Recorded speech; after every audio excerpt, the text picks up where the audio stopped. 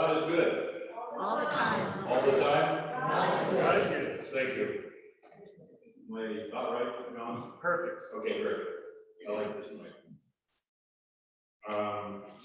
Announcements. Does anyone have any announcements? I do. Okay, come on, Karen.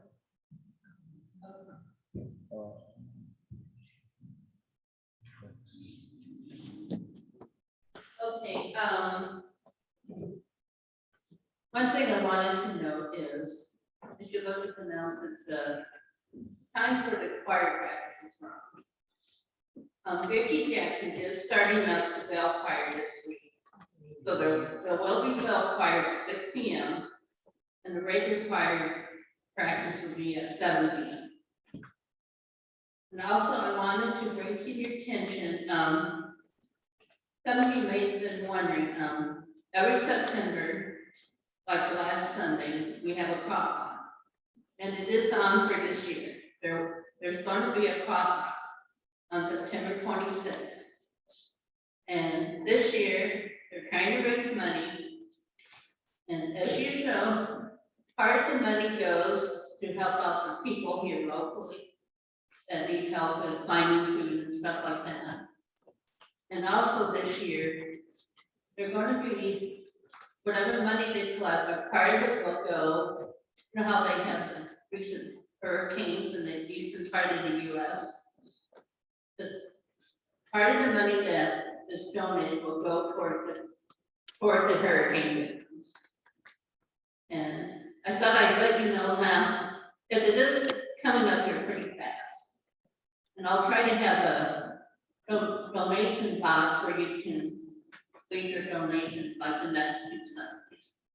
But I just wanted to bring that to your attention and encourage you guys to think about how you would like to help with the crop walk and whether or not you would like to donate money. Any help is greatly appreciated. Thank you.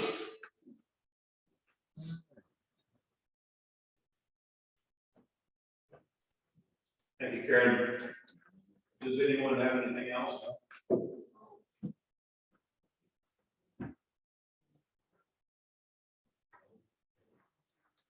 A little bird just told me it's Linda Roberts' birthday. Oh. 29 again.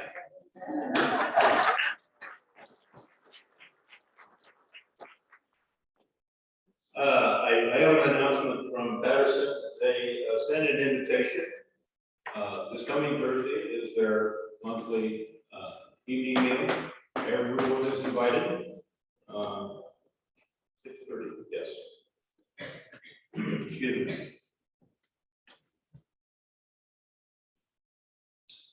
Okay, join me in the call to worship, please. Love one another, even when love involves risks. We love as God loves us. Love and care for others, even when caring is hard. We love and care. God loves and cares for us. Love and truth and action. This is your knowledge, children. The opening hymn is Abide With Me. It's page 700 of the two hymnals, and will be on the screen.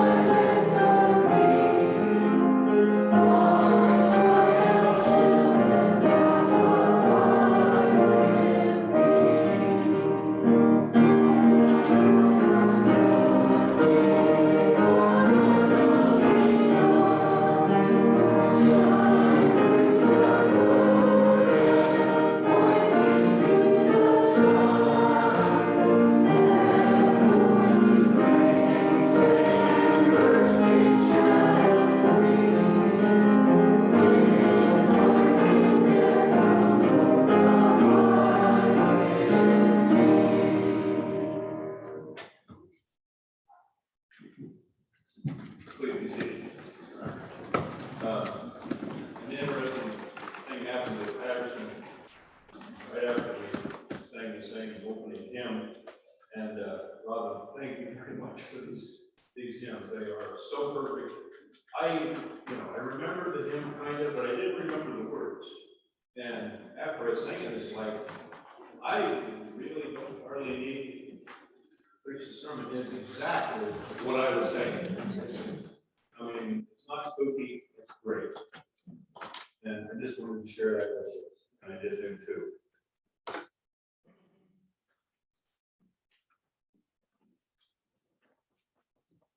First scripture today is Psalms, and I chose Psalm 23.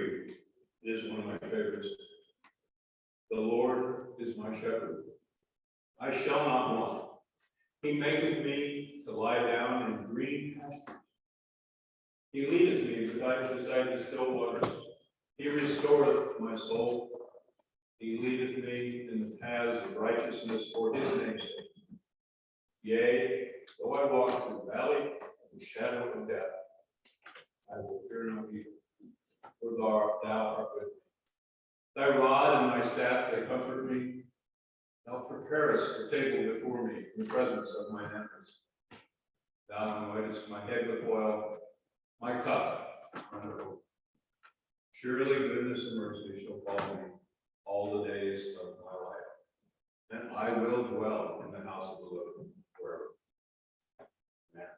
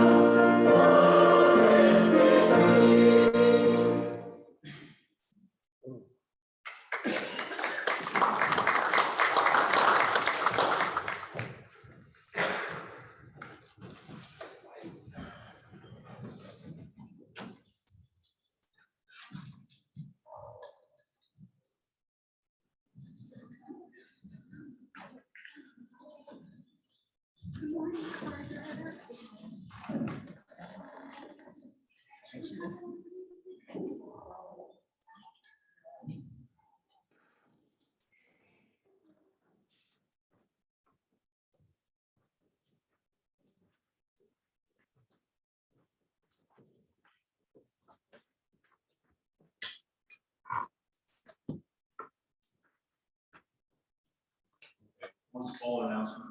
The children that were to receive the Bibles couldn't be here today, so we will have to schedule that.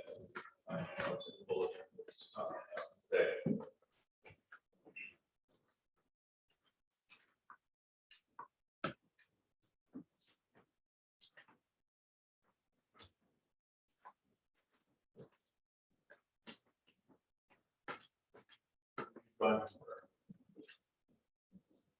Lord, protector of us all, we thank you for our lives, our friends, our families, all that we meet. We thank you for your grace, for your love. We ask that those who are here and those at home on Zoom receive your grace and blessing. Please help us to become effective earthly messengers for you and your message. Make our lives an example of your love. And may the words of my mouth and the meditations of all your hearts be acceptable in thy sight, my rock and redeemer. Amen. Join me in the Lord's Prayer.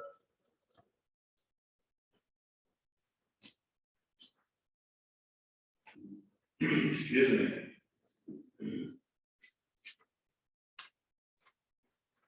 Talk too much at the past.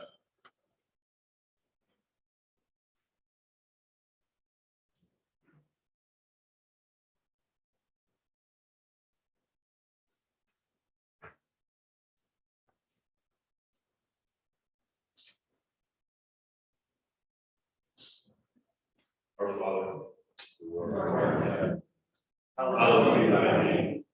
Thy kingdom come, thy will be done, on earth. Give us this day our daily bread, and forgive us our trespasses, as we forgive those who trespass against us. And lead us not into temptation, but deliver us from evil. For thine is the kingdom, and power, and glory.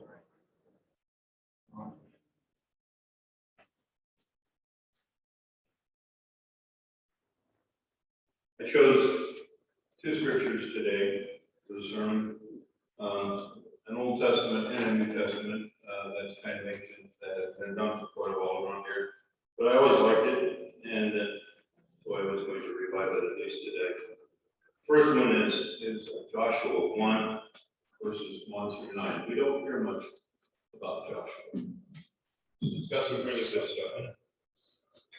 After the death of Moses, the servant of the Lord spoke to Joshua, son of Nun, Moses' assistant, saying, my servant Moses is dead.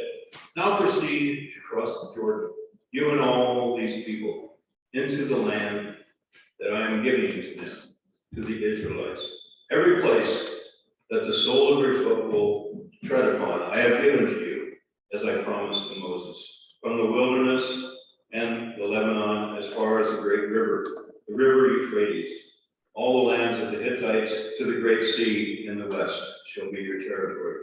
No one shall be able to stand against you all the days of your life. As I was with Moses, so I will be with you. I will not fail you or forsake you.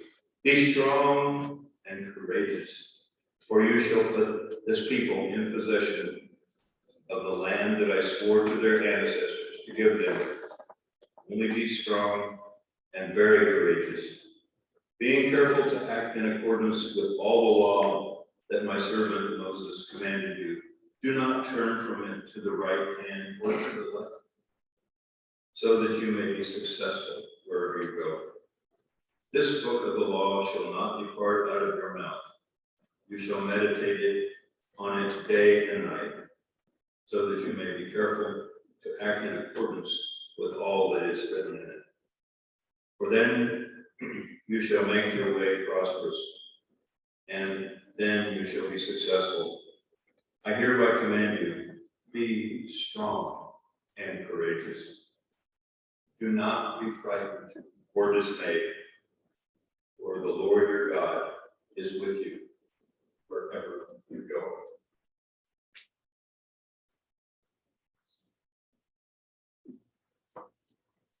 Second reading is from the Gospel of John, verse 14, chapter 14, verses 15 through 27. If you love me, you will keep my commandments, and I will ask the Father, and he will give you another advocate to be with you forever. This is the Spirit of truth, whom the world cannot receive, because it neither sees him nor knows him. You know him because he abides with you, and he will be in you. I will not leave you orphaned. I am coming to you. In a little while, the world will no longer see me, but you will see me. Because I live, you also will live. On that day, you will know that I am in the Father, and you are in me, and I in you. They who have my commandments and keep them are those who love me. And those who love me will be loved by my Father, and I will love them and reveal myself to them. Judas, not Judas Iscariot, said to him, Lord, how is it that you will reveal yourself to us and not to the world? Jesus answered him, those who love me will keep my word, and my Father will love them, and we will come to them and make our home with them. Whoever does not love me does not keep my words, and the word that you hear is not mine, but is from the Father who sent me. I have said these things to you while I am still with you, but the Advocate, the Holy Spirit, whom the Father will send in my name, will teach you everything and remind you of all that I have said to you. Peace I leave with you. My peace I give to you. I do not give to you as the world gives. Do not let your hearts be troubled. Do not let them be afraid. And the Lord adds his blessing to the word.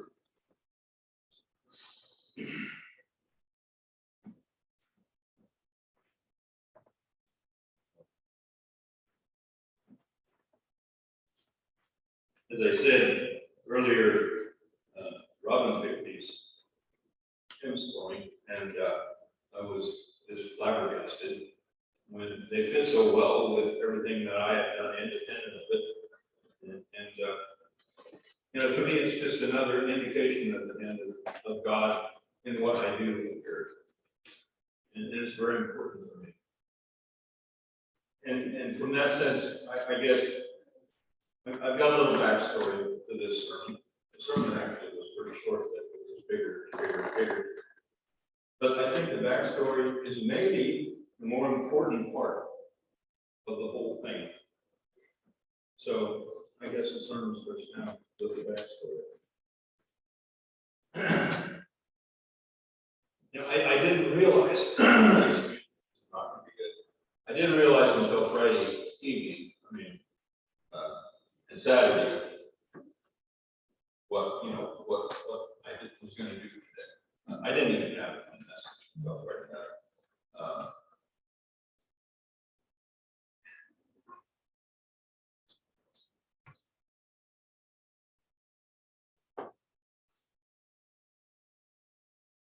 On February 28th, not the last time I had Oprah, but the time before, I delivered the message. It was on Zoom.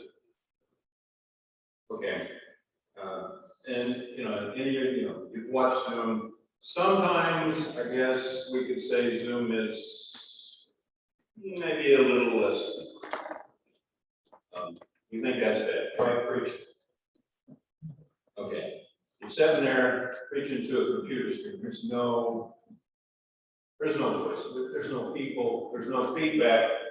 You wouldn't believe it. I get feedback all the time. Even though you don't say anything, I'm getting feedback. I can see it in your faces.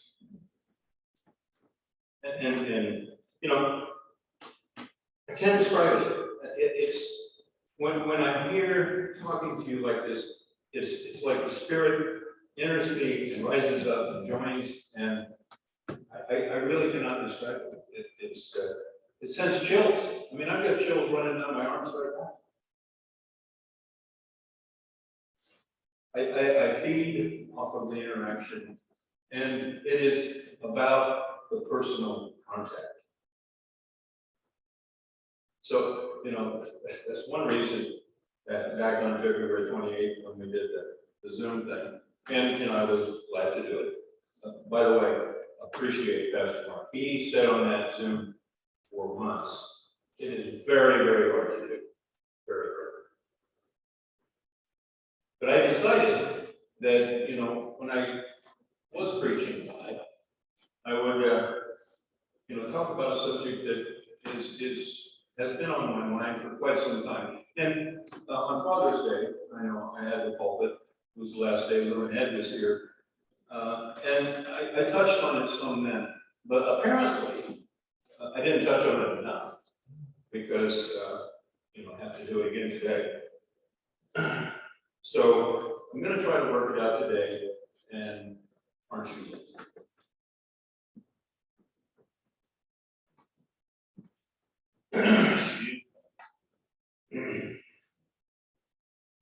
Okay, the subject that I wanted to talk about is fear, because in this day and age, it seems like everything is scary. I mean, there's so much to be afraid of, so much fear. And so when Mark told Nancy and I that, he was going to be gone for 2 weeks in a row, I really didn't care which Sunday I had, because I wasn't going to follow the lectionary anyway, and Nancy didn't either, which is totally fine. But, so she took the first Sunday by her choice, not my choice. So last week, I get the Bible app on my phone, and I'm looking for, scripture that tells you not to be afraid. By the way, I saw on Facebook someplace that said, "Do not be afraid" is listed 365 times in the Bible. I don't know if that's true or not, but it's in there an awful lot. And, I find my scripture and take it up to Jennifer. I think it was Tuesday that we took it up there, so that she can get get bulletins made and have all, and Robin can get the music for us so that everything kind of blends. And, I turned it in to Jennifer, and then we left. I don't know what it was doing. But, I had this little fleeting thought, wow, I sure hope I can come up with something to fit that title. Something that makes a little sense and is maybe longer than 3 minutes. I think I've passed that already. I really don't know why that doubt enters my mind. It doesn't every time. And he's always given me the message, and I know he gives me the message. Maybe it's in his brain, but I can't dig it out. It has to be pulled out for me. So Friday night, 10 o'clock, I'm still have nothing. And it's at 10 o'clock news. Well, what was on Friday night and all day yesterday. I'm not a hermit. I don't live on the top of a mountain, but I just hadn't made a connection to what yesterday was. What Saturday was. Okay, so my head's in the sand. Now, at this point, I want to remind you, I know I've said this before, maybe some of you hadn't heard it. I do not believe in coincidences. Everything is connected. There is no such thing as coincidence. Here it is all over the news Friday night. It's like, wow, I was supposed to preach this Sunday for this message.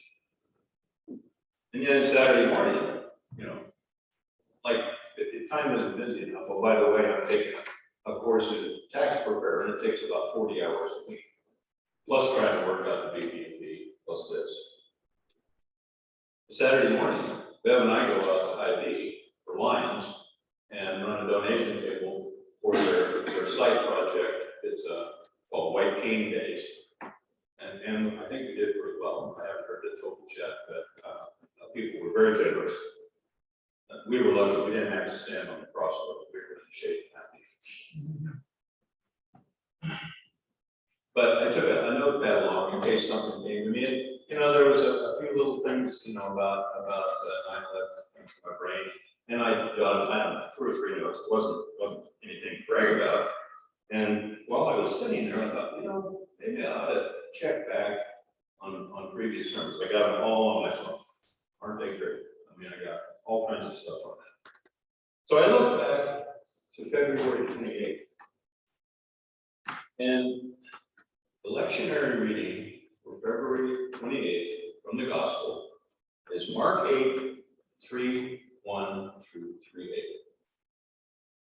The lectionary reading for today in the Gospel is Mark 8:27 through 30. The exact same scripture. If that isn't weird enough, you know, it did occur to me that I could cheat if I hadn't turned all this information into Jennifer and just used the same sermon. And it wasn't too bad. But, you know, I don't think that was what God wanted me to do. I think He wanted me to talk more and to move on from Father's Day. I covered it too.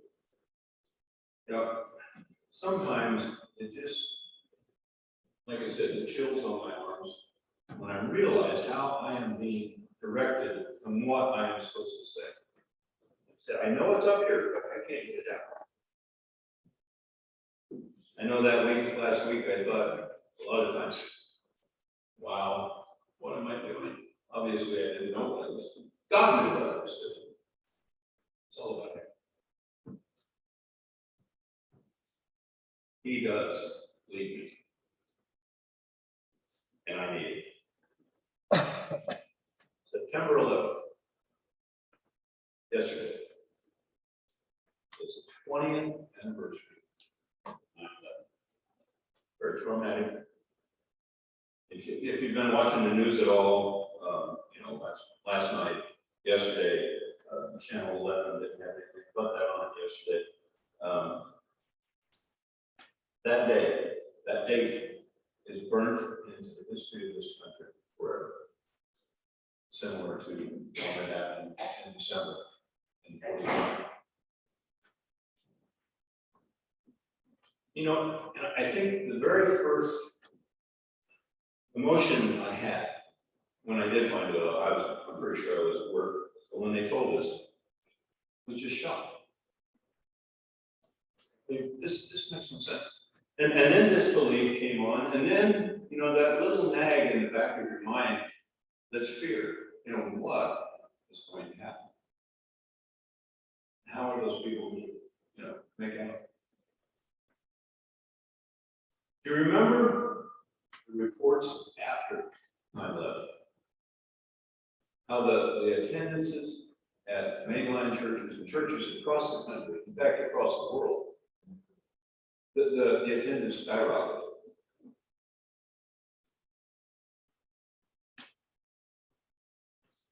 You know, the population was shocked.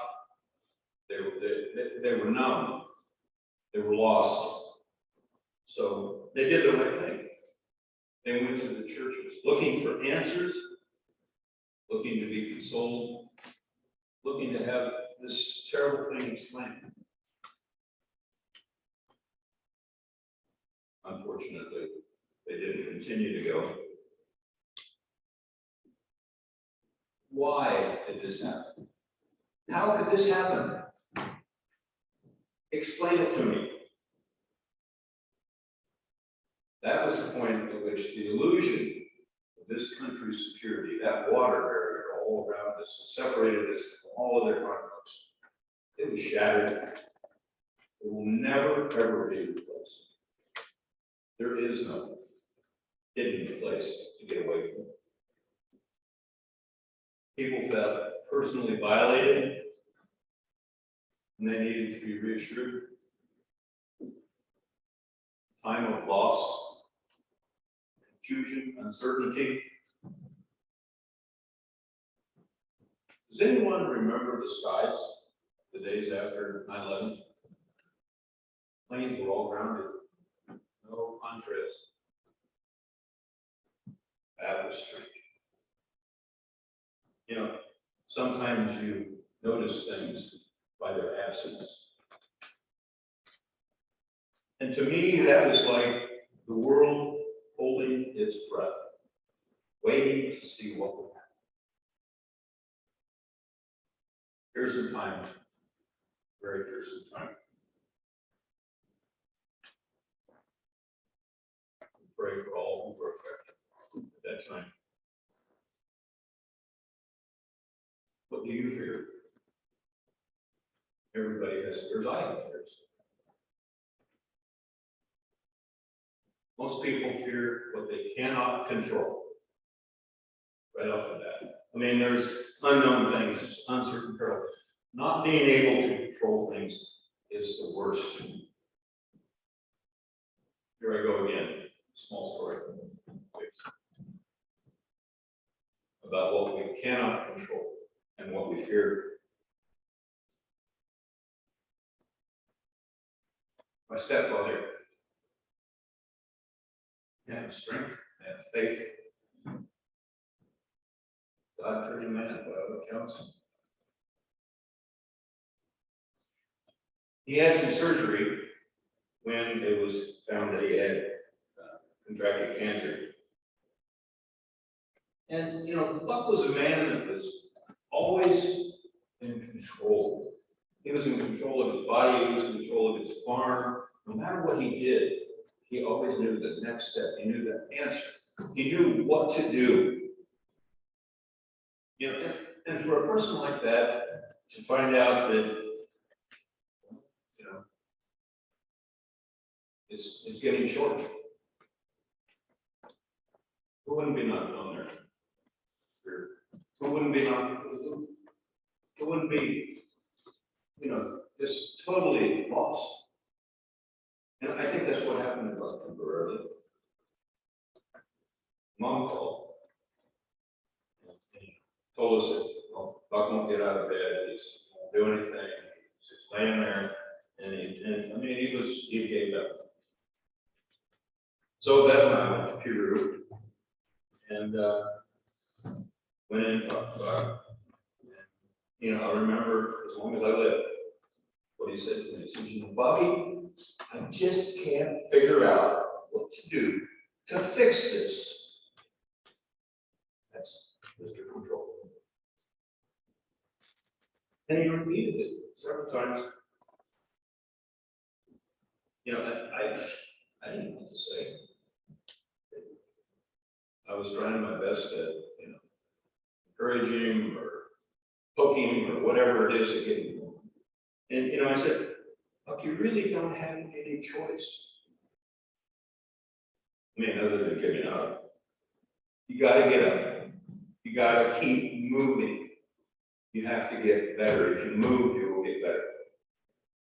You know, from the surgery. You have to fight for every minute of the life you have left. That's what you have to do. And I'm not sure if I told him or not, but I thought, you know, he's got to put it in God's hands. That's all he can do, because there's nothing he can do about it. And then I went into the living room, you know, wasn't going to keep talking. And we had an electric chair, one of those that, you know, lifts you up so that you can almost stand up. I bought it, let's see. Oh, when I had rotator cuff surgery, it was a nice electric chair. And because it's really hard to get up if you don't have your arms. And in Buck's weakened condition, he couldn't get up and down. So I went in there where we'd set the chair up, and that's the other reason we went down. And in a few minutes, Buck got up, put his robe on. I think he was under crutches, and came into the living room. Was it Dutch Uncle Talk? I don't know.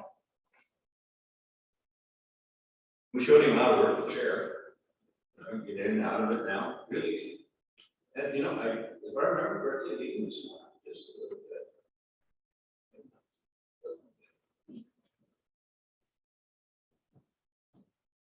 He did recover from surgery, didn't quite well. He did recover, yes.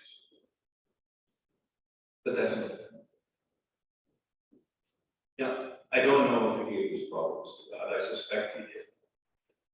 Or whether he just got up and was being strong for mom. That was the way he was. It doesn't matter. I'm sure he knew. And only he knew that. Because the reason I'm sure is he was so at peace after that. He was.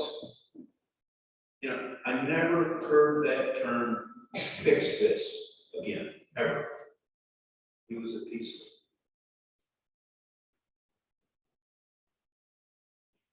Both mom and God are now with God.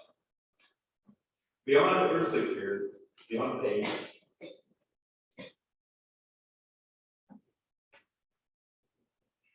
Yea, though I walk through the valley of the shadow of death, I will fear no evil.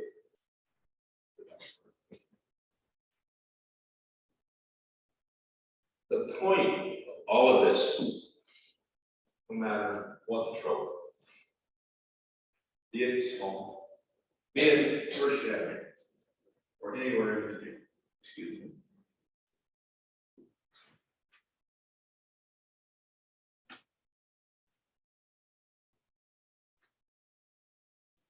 You cannot let fear control you.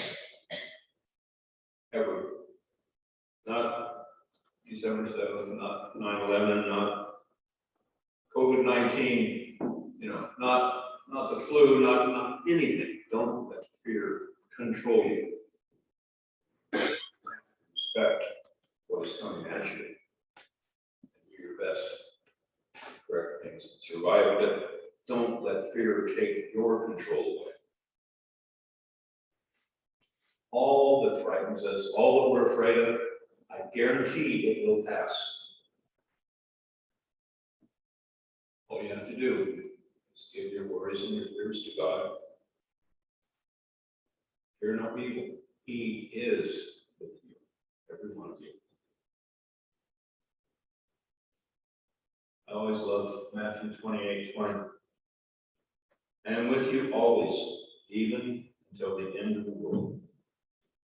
Even until the end. All you have to do is trust in God. That peace I talked about, it really does. That's what we're understanding. In the name of Jesus. Amen.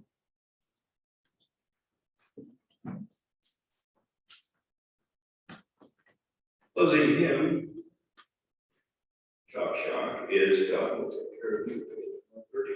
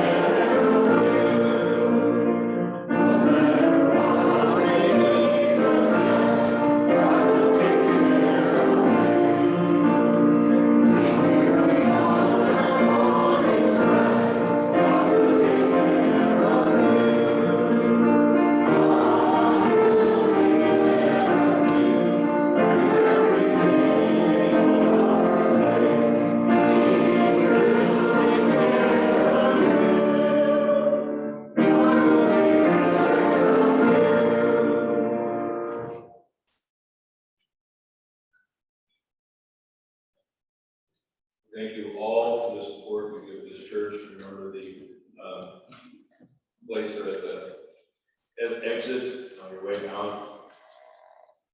So, at the end of this service, bid you adieu. May the road rise up to meet you. May the wind always be at your back. May the sun shine warm upon your face. The rains fall soft upon your fields. Until we meet again, may God lead you in the palm